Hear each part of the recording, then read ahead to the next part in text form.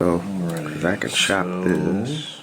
Recording now and playing on 3. 1, 2, and 3. I wasn't going to do this one, but I decided I need to. New music. These are the confessions of a band geek. Time to get personal. If I could, I'd probably do things differently. These are the confessions of a band geek. Reminiscing, thinking how I got to where I'm at. Throwback before I even learned how to rap. Tell my story kinda sorta like my diary. These are the confessions of a band geek. Music molded me and made me, me. If I could, I'd probably do things differently. I used to only take my horn home once a week. These are the confessions of a band geek. 5th grade, I remember it like yesterday. I saw the band and decided I wanted to play. I tried the trombone and the sax, but that wasn't fun. I always had rhythm, so I wanted to play the drums. But ain't nothing happening, I guess it was too late. I decided I ain't want to play them anyway. Then the director told... You can lie. Then the director told me give the cornet a try. Handed it to me and told me to try to make a sound. Watching the hands to make sure I had the form down. Couple people staring, so I'm not trying to look stupid now. Played it so loud, I had everyone looking around. From that moment, I decided it was on. 5th and 6th grade passed, I was still going strong. 7th grade, my folks was glad I was serious about something. Moms took me up to Sadler's and bought me my own trumpet. For real. Before I even learned how to rap. Tell my story kinda sorta like my diary. These are the confessions of a band geek. Music molded me and made me, me. If I could, I'd probably do things differently. I used to only take my horn home once a week. 8th grade at Waldo, everything switched. That's when I met Mr. Conrad and Mr. Tripp. New beginnings, never seen nothing like this. Private school to public school, I had to get a grip. Met a gang of homies that I loved like my brothers. Straight clowning up in class, couldn't tell us nothing. Walked to school every day with Louis Sotero. Was taken way too soon, we'll see you again though. Freshman year at East High, man it flew by. Still all up in my shell, I was super shy. Was cool with all the jocks cause my brother Hoop, my cousin Treese and Ann had me plugged with all the ladies too. Sophomore year, it felt like having pep band. Playing in the stands, drunk off 211. At the games, me and Vernon used to wild out. And all my fellow band geeks know what I'm talking about. Straight up. Before I even learned how to rap. These are the confessions of a band geek. Music molded me and made me, me. If I could, I'd probably do things differently. I used to only take my horn home once a week. The year was when I started skipping class. My mom had found out, I guarantee she kicked me. Did football one year and also did track. I threw the shot put in the disc, but really I was whack. Playing the trumpet was the only thing I stuck with. And that was only because my moms wouldn't let me quit. Hardly took my horn home, being lazy, I was good, and that's what drove Mr. Kazi's shot crazy. Can't forget the day he told me he was disappointed, said I could have done something with the music if I wanted. And Walt Music Parade marching, that's what my vision to be, and an artist really got started. But everything I know now, I wish I knew it then. I would have realized this music is my calling. So all the shorties coming up, remember no matter what, time is precious, don't waste it, no stalling, go all in. Throwback before I even learned how to rap. Tell my story kinda sorta like my diary. These are the confessions of a band geek. Music molded me and made me, me. And if I could, I'd probably do things differently. I used to only take my horn home once a week. These are the confessions of a band geek.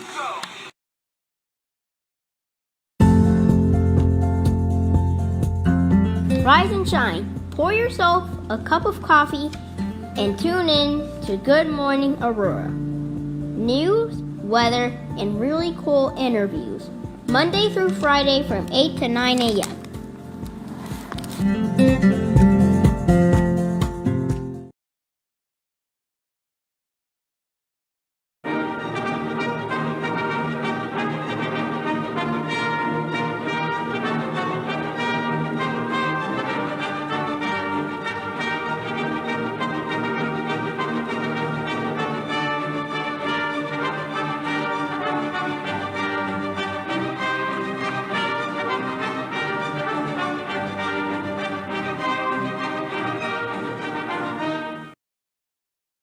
Good morning, Aurora. Good morning, Aurora. Good morning, Aurora. The time is now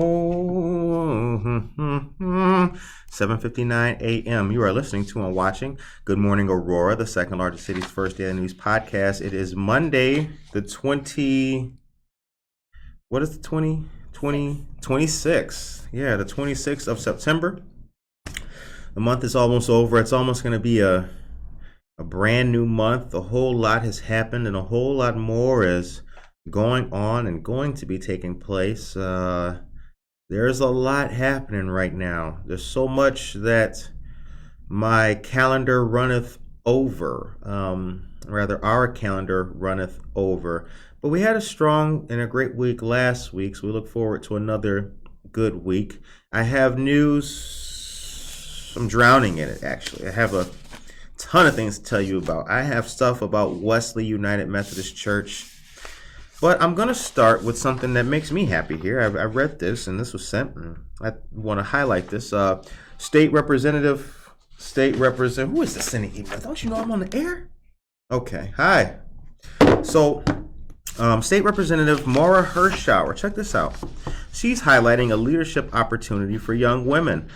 She's encouraging all non-binary and female-identifying young people in Illinois to apply for the Illinois Council on Women's and Girls Committee. Quote, "The voices of our young people are powerful drivers of change, and the Girls Committee gives young women the chance to have their voices heard. This is the perfect opportunity for civic-minded youth to learn about government and policy while making positive change in their communities." The Illinois Council on Women and Girls, chaired by Lieutenant Governor Juliana Stratton, advises Governor J.B. Pritzker and the General Assembly on policy issues affecting women and girls statewide. Committee members will have the opportunity to share the experiences and learn from other council committees to make Illinois a better place for women and girls. All high school age female identifying and non-binary students are encouraged to apply. Close quote. Applications for the committee are due October 23rd and require a video submission as response to one of the questions. Applications can be submitted at it's a lot. I'm going to have Monica put that in the chat. You see that long link right there? If you would be so kind. Monica, how you feeling? I'm doing well today. Ready to start the week. Word up. I heard that. We are ready to start the week, and we hope that you guys are ready to start the week as well. Artha Yaramilo, good morning to you. Aisha Saxon, good morning to you as well. The time is 8:02 a.m. So, how was your weekend? How did it go?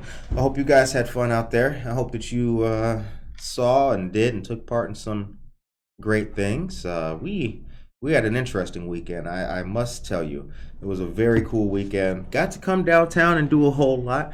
We also shot a little bit of video for our dear friends of the Neighbor Project, so you'll be checking out their stuff here very soon. If you guys have not noticed, on their Facebook page right now, there's a great testimonial story of a Aurora couple, Anna and John, and their journey here in the city of Aurora, working with the Aurora Financial Empowerment Center. Get to know the Aurora Financial Empowerment Center at 712 South River Street. It's right around the corner from Hesed House. Our friends of the Neighbor Project, in conjunction with the city of Aurora, have opened the Financial Empowerment Center to provide free education, free resources, and free classes to anyone in Aurora who needs them. So, next things next. Aurora Methodists launched Wednesday night gatherings and free community dinner and activities. So get ready for this. With pasta and painting, Aurora Wesley United Methodist Church debuted a series of family-friendly community dinners and activities last week. Now, this is going to be cool because the public is invited to these. Admission and parking are free. Their first Wednesday night gatherings event kicked off the series of community dinners with activities. First and third Wednesdays, Reverend John Bell, friend of the show, Wesley pastor, served mastacholi pasta with sauce and meatballs. JT Bell served garlic bread and tossed salad. Cookies and beverages rounded out the menu. After dinner, Michelle Curiel, Wesley Children and Family Director, led youth who painted pumpkin artworks. I love it. The next gathering, Tacos and Bonfire, is from 6 to 8 p.m. on Wednesday, October 5th at the church located at 14 North May Street. Yeah, it's a great church, a great community location. It's right across the street from a friend of ours too. How about that? So get ready for tacos and bonfire. That's a little something something that I know that you will love. So if you Hosel Holmes, good morning to you. Checking in on Instagram. I love it. See? Check that out on all the media, all the socials. If you guys come by our studio located at 5 East Downer Place Suite T, in the front window you will see a slew of resources there to help you. You can scan any of the barcodes, look at any of the QR codes, and find out all kinds of great things. Something that we just got from our friends of Kids Matter and the DuPage County Prevention Leadership Team is the text crisis line, a free confidential service for all, brought to you by the PLT. Text REACH, REACH, to 741-741. Trained mental health crisis counselors are just a text away. Are you in crisis? Well, help is at your fingertips. Remember, all information and interaction that you have with them is confidential. Shouts out to our friends in Naperville checking in. When we go out, we see them. Like, Curtis, man, hey, I'm digging the show. Would you? Blah, blah, blah, blah. Absolutely. Yeah, now? Yeah, we give you a shout out. So, DuPage County Prevention Leadership Team, Kids Matter, y'all get the shout out today. The time is 8:06 a.m.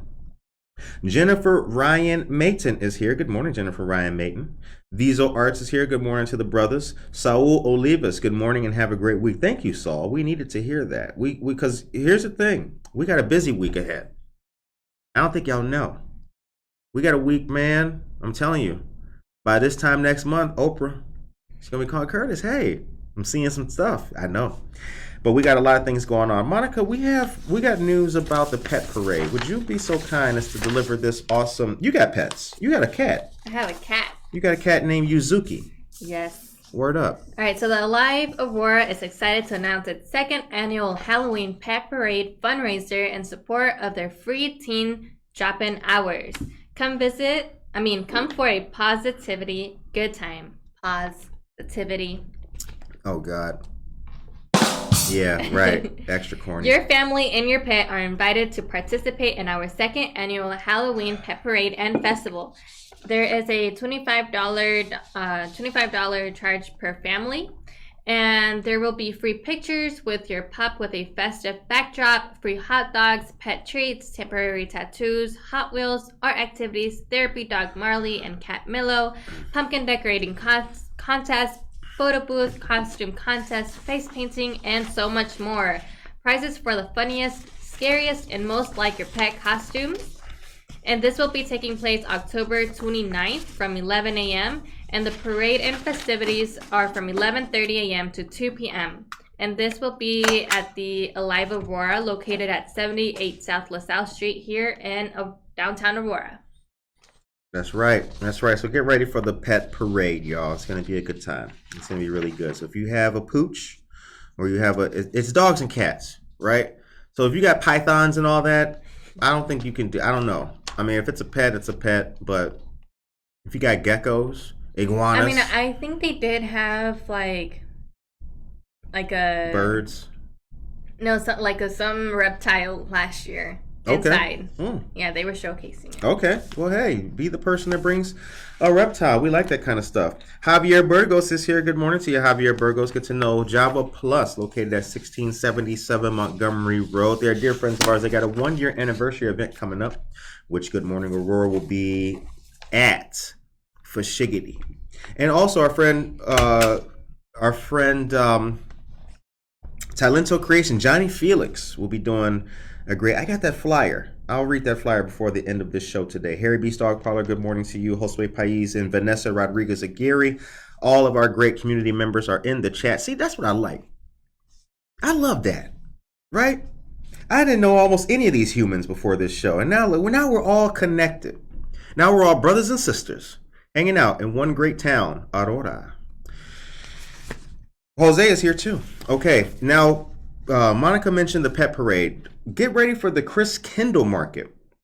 Downtown Aurora businesses, this is your vendor opportunity and time. Join the magic of the Chris Kindle Market Aurora by becoming a vendor at this fun and festive outdoor cultural event while showcasing your products to an estimated attendance of 300,000 people. Good morning, Aurora. We'll be there. Jose says, I heard coffee. Yes, you did, my man. Yes, you did. Jose Acevedo, what's up, big dog? Okay. Here's the benefits of being a vendor. Promote your products, generate brand awareness, and increase your exposure to the Chris Kindle Market's loyal. God. Sip it up, sip it up, sip it up, sip it up, sip it up, sip it up, sip it up. All y'all, sip it up. Jose, sip it up. Okay. Right, let's try that again. Increase your exposure to the Chris Kindle Market's loyal visitors of all ages. Online exposure opportunities as well. Social media audience of over 185,000. Over 4 million webpage views annually. More than 170 notable media mentions and coverage by national and international influencers. There is a list of pricing information. Special pricing for downtown Aurora businesses only as well. For more information, you can email them at vendors@chriskindlemarket.com. Monica, if you would be so kind. Gracias. Don't forget, Buenos Dias Aurora has 2 new days now, Tuesdays and Thursdays, martes y jueves. So you can get your noticias in Espanol with us as well. See, we do it all here. We are a well-rounded show. Emily, good morning to you. Jose, Gloria as well. Good to see you guys. The time is 8:11 a.m. All right, I got something real serious to talk about here. I So, I saw this story, and I think it kind of highlights that Aurora is doing. You know, you ever seen those cold case files where they solve a murder that's many years old? There's an excellent article in the Trib right now with the headline, "An Aurora cold case, nearly 60 years old, absolutely has a shot at being solved. June 2nd, 1965. I'm going to skim through some of this, but to give you the basis behind it. June 2nd, 1965. That's when a 14-year-old girl, I will omit the name, finishing up her final days at Simmons Junior High School, was stabbed to death in the living room of the Aurora duplex she shared with her mother and sister. It was a brutal killing, senseless, unsolved, and nearly forgotten in her hometown here, Aurora, except by her family. Her now 94-year-old mother has remained convinced all these years that they know who was behind the crime so unthinkable it made national headlines and immediately created a blanket of fear that rolled across the Pigeon Hill neighborhood like an ominous Stephen King fog. For those of you who are familiar, Pigeon Hill is our neighborhood. Suddenly, parents began locking down their children. There were no more long summer days running freely until dark. And the duplex was at the 600 block of Pine Avenue. The young girl was stabbed 62 times with 2 butcher knives taken from the kitchen. That was 1965, June 2nd. And now there is an Aurora police detective, Benjamin Grabowski. He recently pulled the folder out of the APD's cold case room, which is dedicated to storing the files of dusty crime memories. What advanced over all these decades is DNA technology, adding new life to cold cases. That could again be true in this killing. It's the city's 4th oldest cold case. 4th oldest cold case. That is amazing. Now, unfortunately, because of staffing issues, there are no officers dedicated to tackling only cold case files. The job falls to a pair of detectives who work plenty of active cases and can look into these long ago killings only as they find the time, or whenever a curious reporter comes calling. Detective Grabowski counted 19 current cases he's got on his plate, including sex crimes and a shooting in broad daylight on August 26th, and there was also a shooting yesterday, or Saturday. But this one cold case piqued his interest, especially after he found that in the few times the file was reopened since the initial killing, no DNA testing was ever done on the items that have been under lock and key at the APD's evidence room.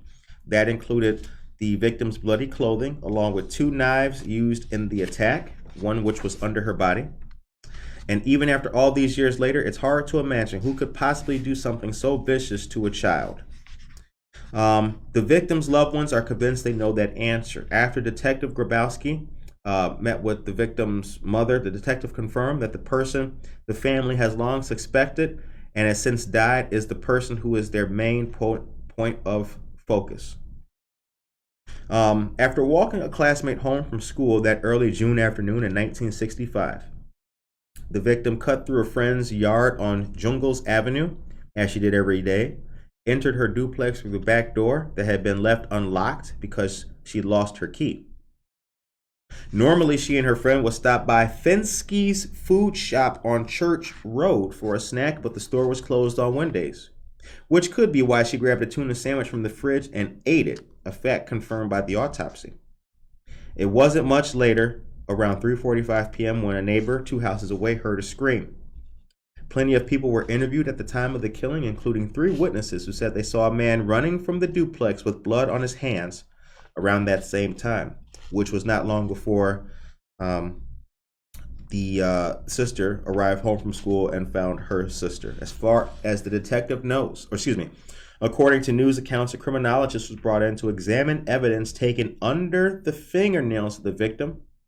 But Detective Grabowski says that the files indicate that the victim's nails were too short to get a good sample. As far as Detective Grabowski knows, no DNA testing has been done on anything taken away from the crime scene. The last time something was sent to the lab in 2001, quote, it was just tested for fingerprints, close quote, after making contact with the Illinois State Police, where forensic specialists assured him so much more can be done. A few days ago, Detective Grabowski sent 5 items to the lab: 2 drinking glasses, both knives, and the victim's blood-soaked blouse. The victim would be 71 years old today.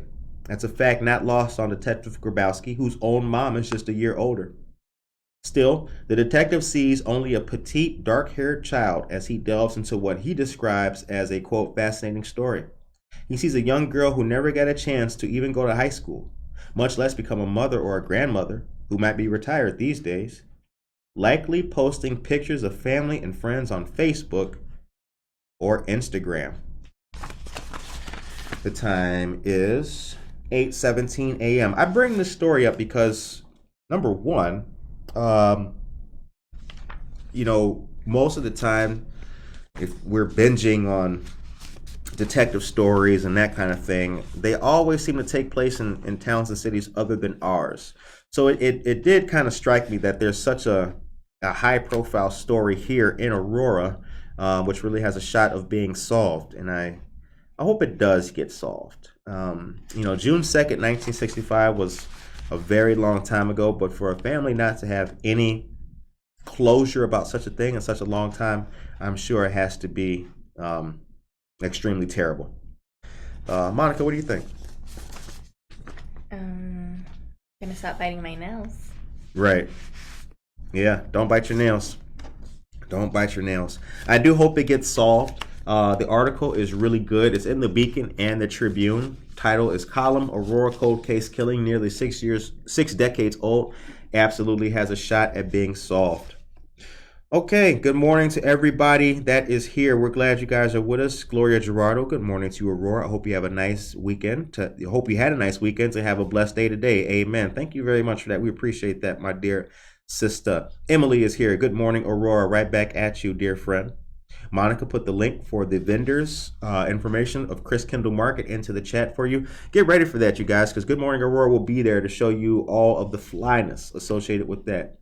Tracy Duran is here. Good morning to you. Valerie is here. And Michael Rayford. Good morning, all. Curtis, I just emailed you a flyer of our next event for women entrepreneurs. Thank you very much, Michael Rayford. See that? Scratch it up, DJ. You see that? Just like that. See, that's how close, right? That's what it's all about. That's the essence. If you got something good going on that can help another person, hey man, all you got to do is email it to goodmorningaurora@gmail.com. That's all you got to do. And we'll get it shared for you. Now, Michael Rayford, I will have to finish my coffee here. Monica, would you take us to a commercial, please? Could you do that? And then bring a brother back? Okay. All right, good morning, everyone. Here are your local headlines. Real news, real people, real stories, 100% Aurora. Don't forget to please subscribe to our YouTube channel to stay up to date on all of our content. There you can also watch all of our interviews and receive notifications when we go live. Our friends of the Perch Place are hosting a mindfulness walk from 9 a.m. to noon on Saturday, October 1st. This is to celebrate 5 years of business and will be a great day for families and children. You'll walk around downtown Aurora doing a variety of fun and mindful activities. When you complete all of the activities and turn in your card, you'll be entered to win a raffle basket. Plus, you'll enjoy... Are you sure? You'll win a raffle basket. Plus, you'll enjoy coffee and refreshments, and you'll get a bag of goodies, including coupons from other local businesses, just for registering. Registration is $19 per adult. Children are free and do not need to register. Children do not get a bag of goodies, but do get a special kid activity card. And I'll be sharing that registration link with you all in our chats. Wednesday, September 28th, join our friends of DVA Leadership and Development Training at Cotton Seed Creative Exchange for a great event, a multi-generational conversation about trauma.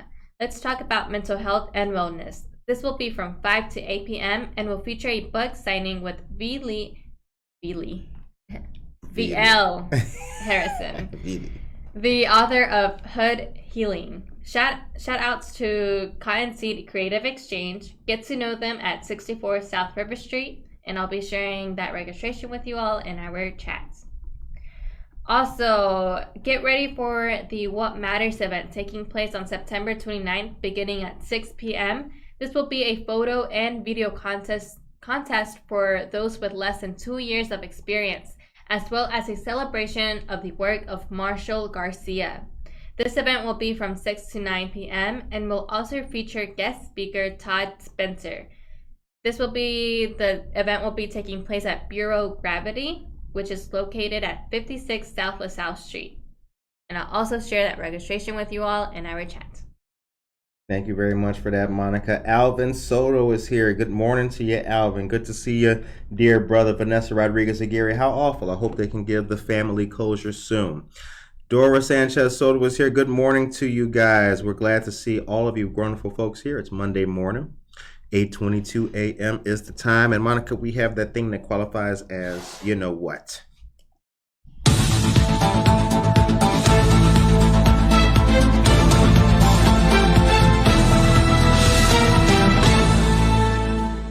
All right, get ready for the Millionaire Within Me networking event. Appetizers and refreshments will be provided.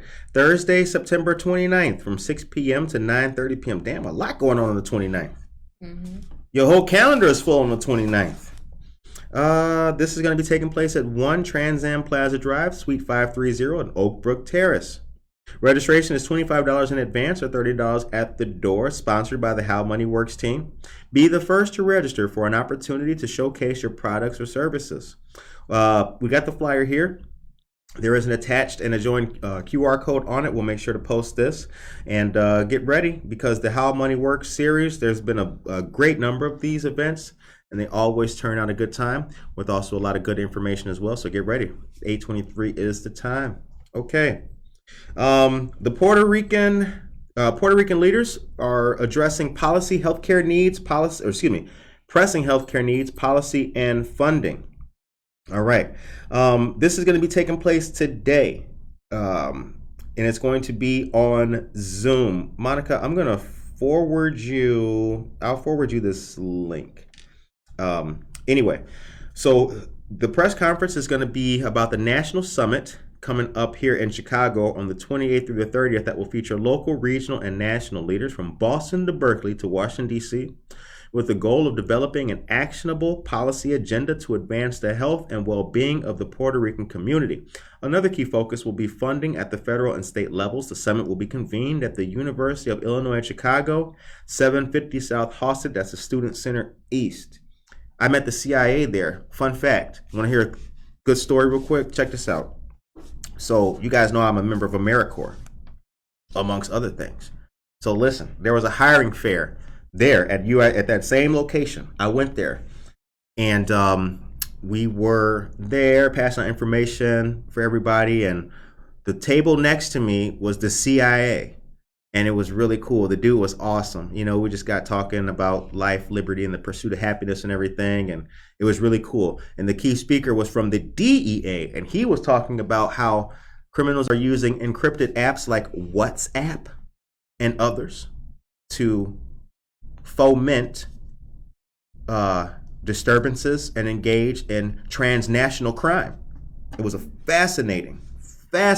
Ultimately, it was a mind-blowing presentation. It was insane. So, with that being said, you should definitely go to this. If you ever get a chance to do anything at the UIC Student Center East Building at 750 South Halsted, you should do it. Summit speakers will dive into public health policies, workforce needs, innovative research, and health promotion. As we know, the island of Puerto Rico is going through some hardship. If you have a way to donate or help out, please do so. These efforts are followed heroic community organizing initiatives by the Young Lords on the north side of Chicago in the 1950s and 60s. Film producer Emma Francis Snyder and Jose Sanchez will speak on a panel after the viewing. Studies consistently show Puerto Rican Americans and Latinos broadly at higher risk for preventable chronic health issues such as obesity, high blood pressure, and diabetes, as well as dementia. The time is 8:26 a.m. Whew, what a day. What a day. Are you ready What a morning. I know, right? What a morning. This is just, bring us on real quick. Let me see what we looking like and everything. Ladies and gentlemen, we love talking to you guys every single day. We love it. Hey, how y'all doing? Good morning to you. I'm not wearing a tie today. I know I told you that every time you see me, I will have a tie on. I don't have a tie on today. This is a casual Monday. We were in here doing all kinds of crazy stuff. We're setting up lights. We're setting up ladders. We got pliers. We got power tools and everything like that. So we work hard to deliver this news. You see all this news? Do you see all this news? It's crazy. Okay, you could take us off again. Thank you very much, Monica. All right, now let's talk about, I'm going to mention something I told you last week, but let's talk about minorities and women. You guys want to talk about minorities and women? Yes. Okay, that's right. That's what we want to talk about today. Because listen, we're going to talk, this is serious now, right? 2 points to this conversation here. Now, a lot of you guys, I see your names in the chat, and we hang out personally. You know that. We are friends beyond this show. And you know that this is not just the news. We're not just doing some podcasting. No, this is a public service. With that being said, I've mentioned consistently that most of the criticism that you see online against the city is unfounded. My words, not anybody else's. That's my belief. I think beside it being rife with poor grammar, misspellings, and just obscurantism, it doesn't really strike the kind of chord that actual data and actual facts will.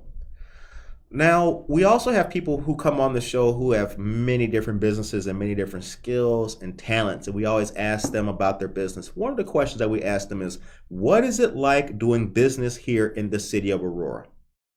If they have a business in Naperville, I ask them the same question. What's it like doing business in the city of Naperville? Now, the reason why I ask that question is because, and I ask people of all nationalities that question. Everybody gets asked that question. But the reason why I ask that question is because I want you, the audience, and you, the listeners, to hear from the voice of business owner A with business B how they are doing it. You get that? So when I ask them, what's it like doing business? When that business owner says, well, Curtis, I had to go through the Chamber of Commerce and I had to get a business license, you should be listening to that, right? That way, you know how to do things a little bit better. But the city of Aurora was told recently that it needs to give more contracts to minority and women-owned businesses.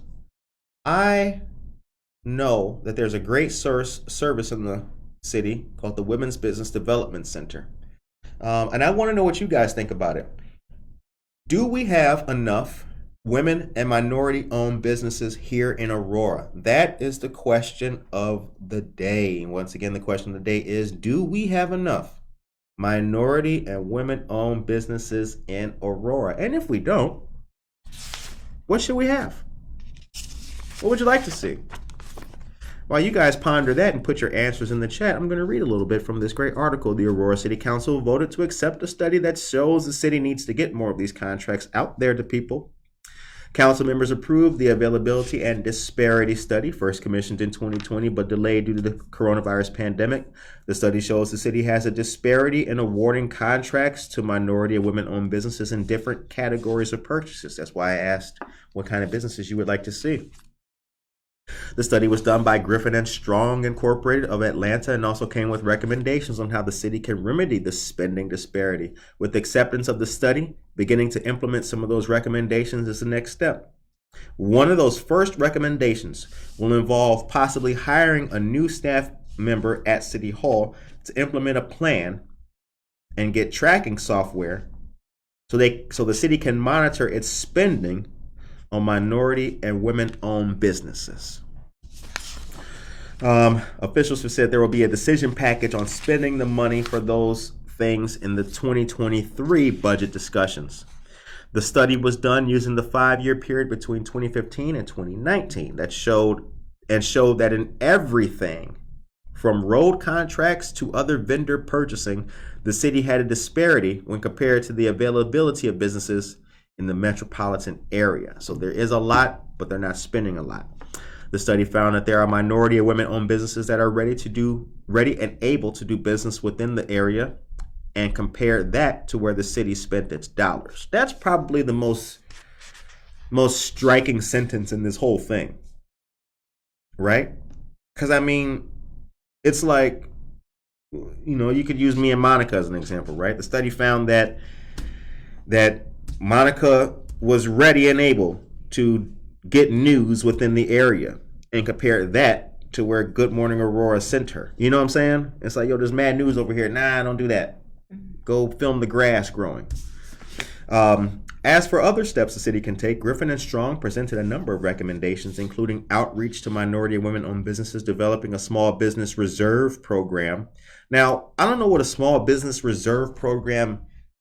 I mean, I don't see what's different about that than like Invest Aurora and Community Development Block. Like, they already have reserve funding. Mm-hmm. I thought the city was already doing that, which actually could benefit all businesses. Becoming more conscious of race and gender on bigger construction contracts and setting goals based on the availability of minority and women-owned businesses. What do you guys think about that? I want to know your answers. Put it in the chat. That's the discussion for today. We're not talking about cheese anymore. What do you guys think about that? Vanessa says, there are not enough women and minority-owned businesses until we stop referring.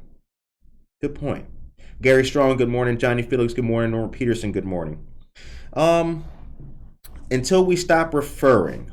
Can we get a little bit more meat on that?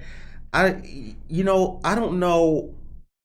When I look around, though, and this is something about the study, and this is why I bring it back up, like, I don't really, it's just difficult, right? Because when you go out, all I do is scrutinize all day. That's all I do. So at least on a personal level with me, when I go out, I try not to scrutinize because my whole life is scrutinizing. And now that I think about it, maybe they're right? But see, it's kind of difficult to discern. Alice's Corner opened up, that's Bolivian. And then you had Craft Urban, which is not minority or woman. I don't know. It looks like a healthy balance, but maybe it's not. What do you think? Yeah, I think I'm with you because I think about like Cottonseed Creative Exchange and then the Wickwood House. which is women-owned. Women-owned. So I don't know. Right. I mean, now here's the thing about language. Here's the thing about lawyers too. It says it's riddled with minority and women-owned businesses. Are they talking about minority women-owned businesses? Right? Yeah, right. Is that what it? Because if you're saying minority and women-owned, well, then there's not an issue. But if you're saying businesses that are owned by minority women, then perhaps there is. Right? You see how that works? Yeah. See how that works, ladies and gentlemen. That's the power of the print. That's the power of the printed word. So when you look at it from that light, well, then maybe there is an issue, because you would have Cottonseed Creative Exchange. I'm going to throw McCarty Mills in there too. Yeah. Right? I'm going to throw McCarty is in there too. You got McCarty, Cottonseed Creative Exchange, and that's it. Maybe Chupacabra, right? Now, what the report also says is that, yeah, there's more availability, but the city's not giving them the shots. That's what it seems like. But again, we haven't seen the data. All we can go on is what this article tells us. It tells us that the study was done using the 5-year period between 2015 and 2019. You know, we're not privy to that. We just have this to go on. So, but Vanessa says, sorry I hit send too soon. We won't have enough until there are so many we stop referring them to them as women and minority owned businesses. Now that's a fact too. Now that's a good point that you bring up there. Listen, we're always, and see, that's the thing about people of color, right? In a way, you know what I'm saying? We're always like we want to be included, but we want to like separate, right? So Vanessa Rodriguez Aguirre makes a valid point. It's like, I'm a business. It doesn't matter if I'm a minority owned business or whatever. I'm a business. It's like, you should see me as a business and not a, you know, a business of color or whatever. But I think that that's part of the problem too. I think that because, not the community, but because the business community is so apt to want to separate itself or highlight itself, or indeed receive special tax discernments because of its minority status. Because of that, we're so caught up with being a minority business that we sometimes forget that we should be looked at as just a business, you know? But again, this is my personal opinion. I think that if businesses just focus on being ready, the ready and able part, I think that those, I don't know, maybe I'm a bleeding heart optimist, but there's an old saying, luck is the convergence of preparedness and opportunity. That means that what people call lucky, oh, you're so lucky that you were prepared when the opportunity came. I think that's where businesses need to focus on. That's just my personal thing. I don't have a brick and mortar. I've never run a food truck. But I can tell you that being prepared and being ready when an opportunity does present itself is probably the best thing that you can do for yourself or your business to take it to that next level. The time is 8:38 a.m. Emily says, give it time. Let's support everyone, and it will all come out in the wash as we evolve. I agree with that. Emily says, I'm happy to give women a space at Zenloft and help them grow their businesses. Absolutely. Women, Zenloft is a great place where a lot of women-owned businesses have it's kind of like a petri dish of business. Maybe not a petri dish. That's kind of, bacteria grows up there.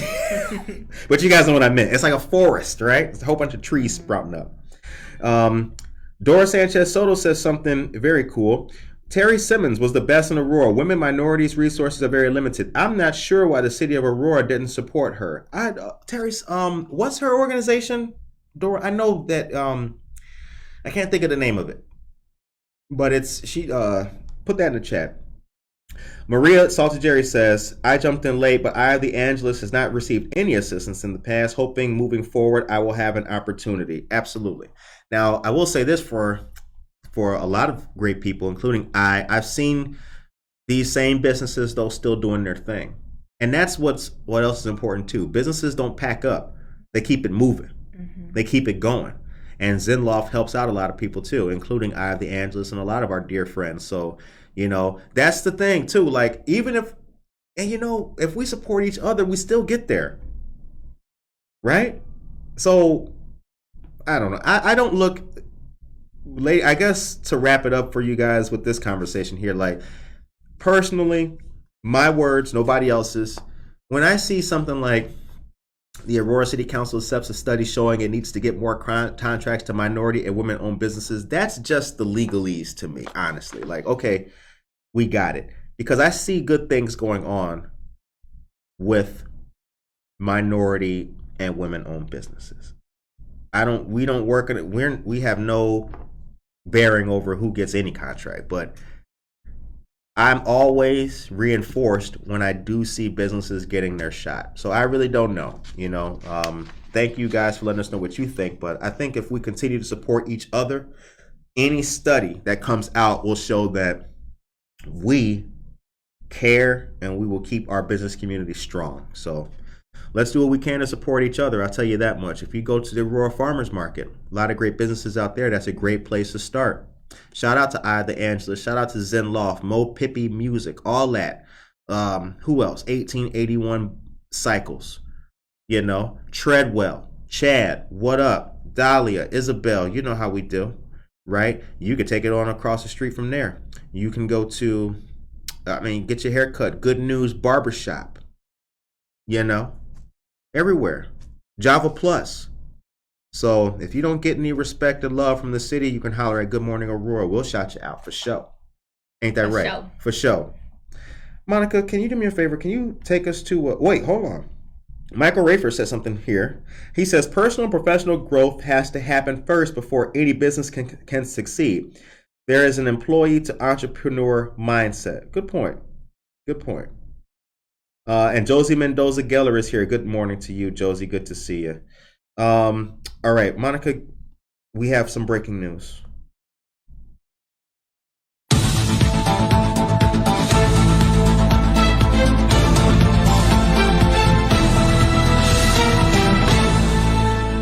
Time is 8:42 a.m. Holy cow, we've got a lot of breaking news. This is insane. Look at all this breaking news we got. All right, if you're not doing anything this coming Saturday, come see Tracy Duran and a bunch of neat municipal vehicles at the Aurora Regional Fire Museum. The Aurora Regional Fire Museum is excited to host their 5th annual Community Hero Day for the Aurora community on Saturday, October 1st from 10 a.m. to 2 p.m. Community Hero Day is presented by First Alert and made possible due to the generous support of sponsors. The event allows citizens of the region to get up close and personal with vehicles that serve our community on a daily basis. Additionally, the event will feature safety education and community services from numerous providers in the community. Live fire demonstration at 1 p.m. Learn firsthand how quickly fires can spread, as well as the importance of fire sprinklers in saving lives and property. Sponsored by the Northern Illinois Fire Sprinkler Advisory Board. What can you expect? Vehicles from a variety of community heroes, free fire truck rides by Miss O'Leary's Fire Truck Tours, safety information and booths from our community partners, 3 local artists and artisans, food available for purchase from 4 food trucks, live DJ playing family-friendly music, and giveaways while supplies last. Tracy was also so good enough to put the link to the event as well in the chat. So please, ladies and gentlemen, do what you can. Click that link and go out there and enjoy yourselves. All right. Dora Sanchez Soto says Terry Simmons was with the WBDC Women's Business Development Center. Aha, thank you very much for that, Dora. Monica, what's wrong with the world? What is wrong with the world? What's wrong with the world? A lot of things. I mean, let's get down to the nitty gritty. Bring us on real quick. Yeah, what's wrong with the world? Come on, girl. Let's chop it. Let's chop it up. What's wrong with the world? Because I love these. We love these people, and that's what they. Right? Mm-hmm. They're not just listeners. They're friends. So what's wrong with the world? And what can we do to make it better, in your opinion? What's wrong with the world, Curtis? Everything. I think that, in my personal opinion, I think something that's wrong with the world is that people don't take the time to be like, don't take the time to put themselves in other people's shoes. Right. So they don't, so it's like, I don't know, we're selfish a lot of the times, and we're not really looking at the bigger picture of like how this might affect someone else or a community or right, stuff like that. So right, yeah. And I think that not only that, like people, people care about what they're doing. People trying to get their ship off the ground. They're trying to do their thing, and it's like, again, it's not a lot of. To your point, like people are so selfish. They're only worried about themselves, and I think that that's kind of messing up. That's what's messing it up here in Aurora too, a little bit, to a small degree. Like people are so hype about what they're doing. It's like, come visit my little booth, come visit my little shop instead of coming onto the block. Like you look at First Fridays, right? I like the First Friday mentality, right? You're coming to First Friday in downtown Aurora, of which then you can go to X, Y, and Z.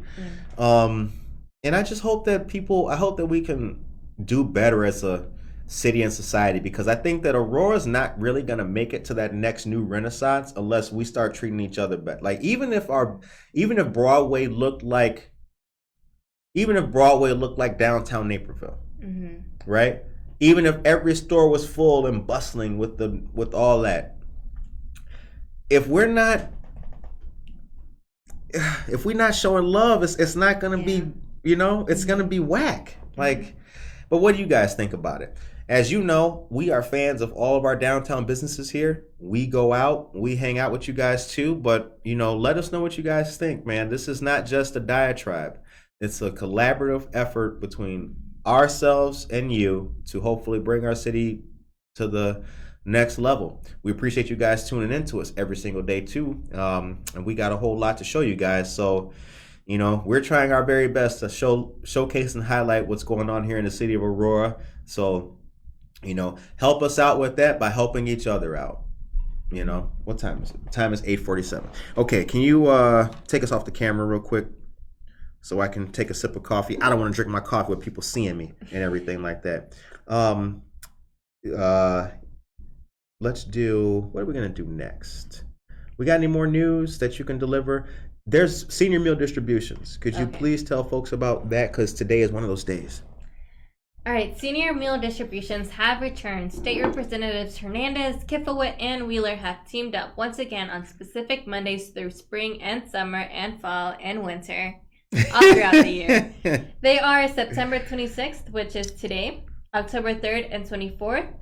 Adults 60 years of age and older are eligible for 5 frozen meals. You are not eligible if currently enrolled in the Meals on Wheels program. This will be done in a drive-up fashion at St. Athanasius Greek Orthodox Church, located at 1855 5th Avenue in Aurora. Shout outs to our great state representatives for all that they do. Absolutely. Thank you very much for that. So yes, today is a senior meal distribution day. I knew it was an important day. Something was bugging me. Curtis, tell them about the food. That's right.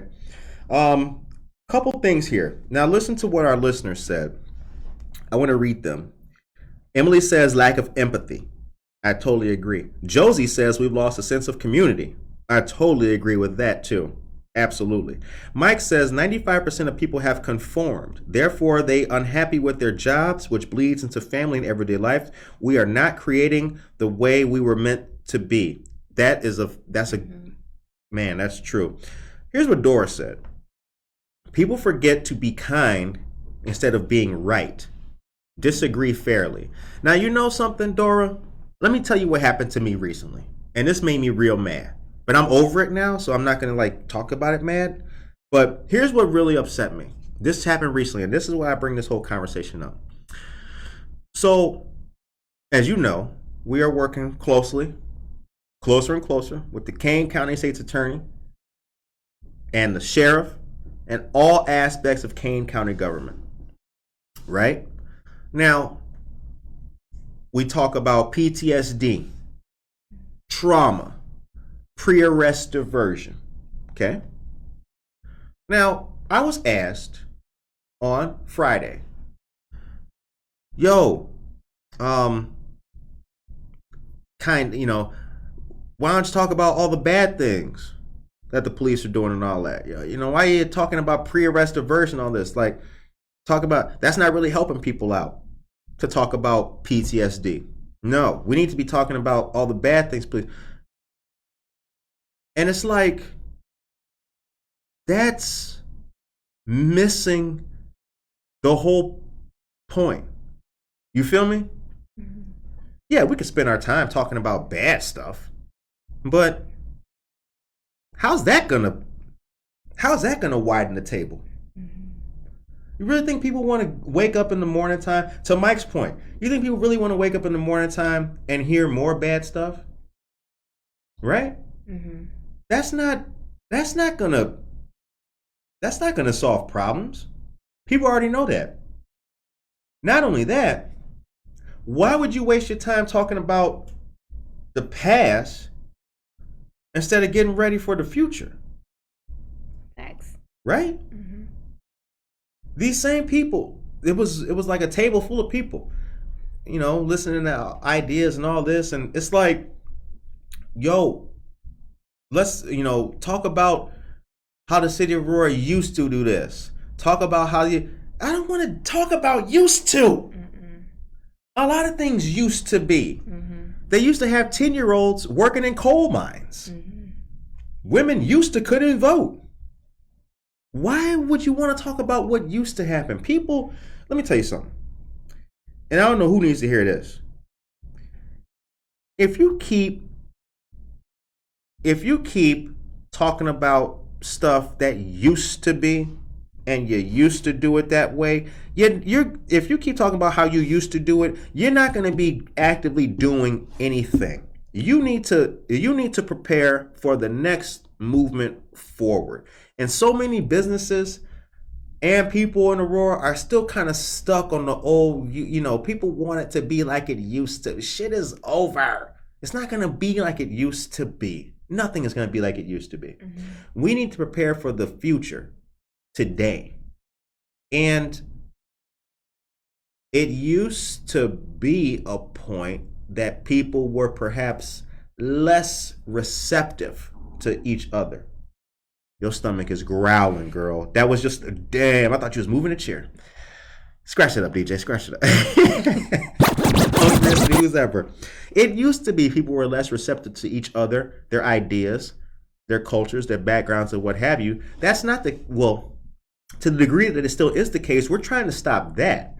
You know what I mean? I want people to be refreshed and energized, not stagnated and mad. So, I want you guys just to know that, like, look, we listen to everything you guys tell us.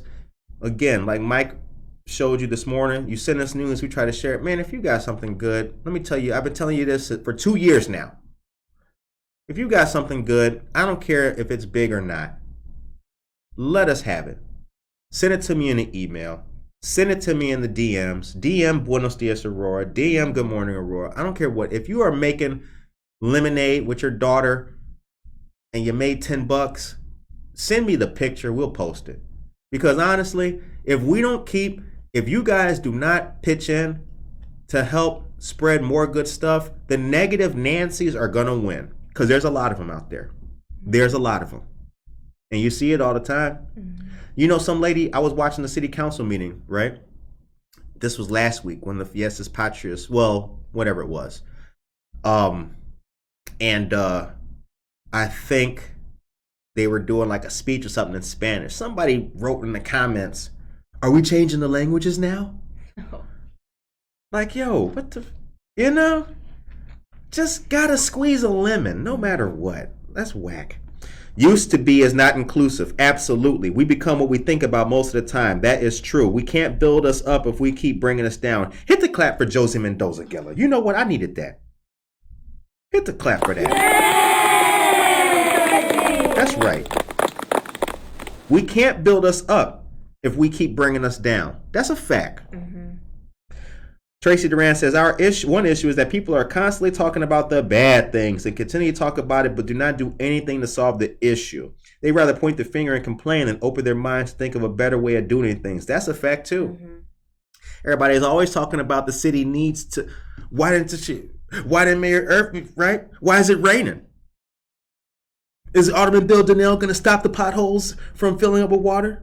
Would he have a better idea? No, but, They should do. Right? I tell you, when I used to work for Barb, right? Representative Hernandez. Let me tell you what these are my words. These words do not reflect the office's stereotypes. Let me tell you what I used to get tired of hearing. The number one thing you hear when people are complaining. This sucks and that sucks. And there needs to be more activities for the youth. Like what? I don't know. All kinds of things. If you have no, what? That's like when you're dating, right? Where you want to eat tonight? I don't care. You pick. Let's go to. It's that bad? Lou Malnati's. I don't want pizza again. Well, what you want? I don't care.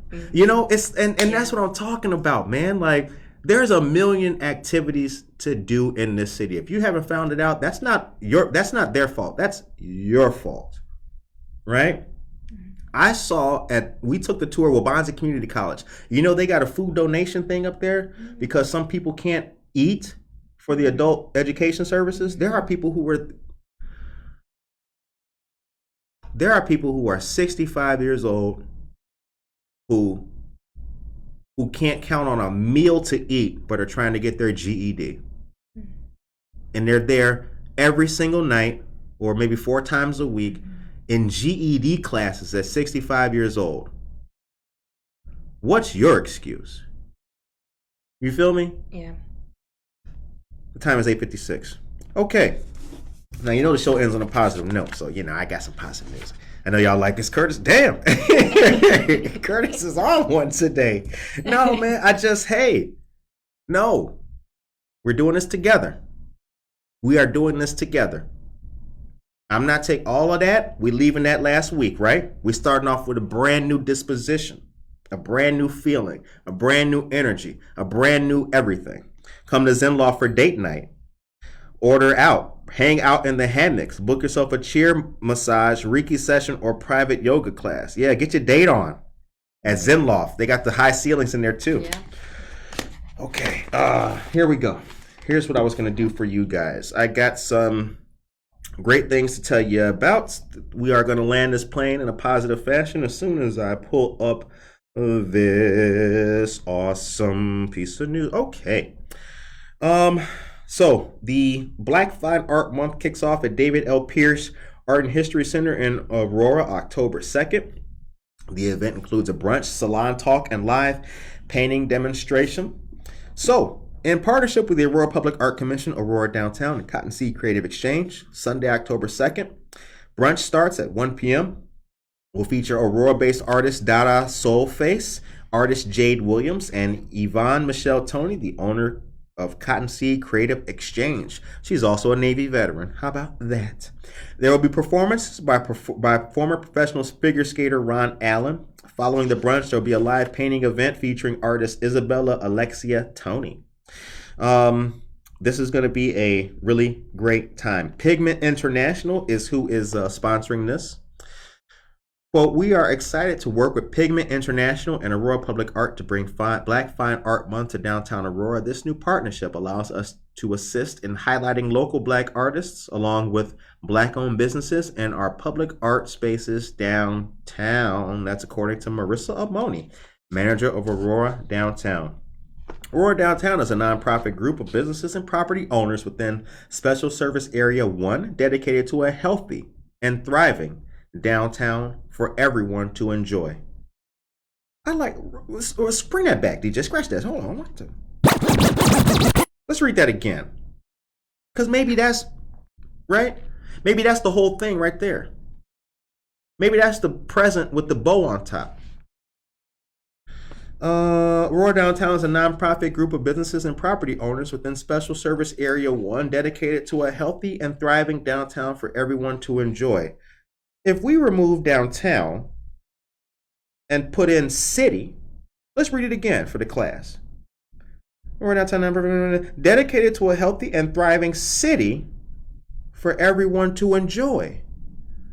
Hey, wait a minute, man. Yeah, maybe that's it, right? A healthy and thriving city for everyone to enjoy. Maybe that's where we'll land the plane today. Maybe we'll stop looking at only the downtown, bring it to a city. Maybe we'll stop looking at only the west side, bring it to the city. Maybe the east side, bring it to the city, right? A healthy and thriving city for everyone to enjoy. I like that. Take care of yourself and each other.